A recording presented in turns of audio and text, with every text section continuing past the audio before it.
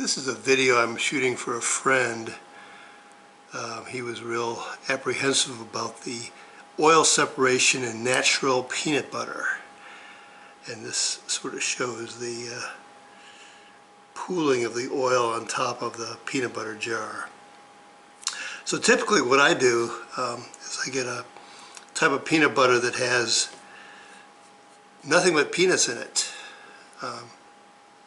No salt, nothing else added, and the brand I've been getting is called Crazy Richards. It's nothing but peanuts, ground up peanuts. The first thing I do when I get these containers home is I turn them upside down and put them in a cabinet, and I try to have 2, 3, or 4 of them in storage in advance. And by having them upside down, the oil that was on the top sort of percolates through the container to make the stirring a little easier. At least I believe it makes the stirring a little easier. So the first trick is getting this lid separated from, well, the seal separated from the top of the container. So this is a regular table knife without any significant teeth in it. I sort of scrape it off to clean off the peanut butter, and so there is some visible oil in here, not as much as if it were just purchased, this couple weeks old container. Then what I do is I sort of scrape around the sides of the peanut butter container and run the table knife through the jar and keep scraping the sides with this, and then running the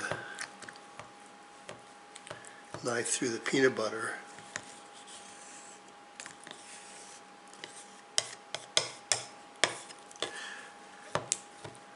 Now, a decade or more ago, I had a natural food store that ground up their own peanut butter, and they would have a peanut butter grinder, and if it's only a day or so old, the oil doesn't really separate that quick.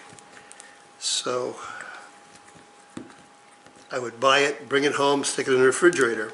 Now, I happen to like the crunchier peanut butter. The same Crazy Richards also comes in a smooth version instead of the crunchy version. If you've only been eating regular peanut butter with the typical salt and non-separating oils, you'll feel like, oh, this peanut butter doesn't have any flavor, I can't taste any salt. Well, you know, peanuts don't really have to come with salt.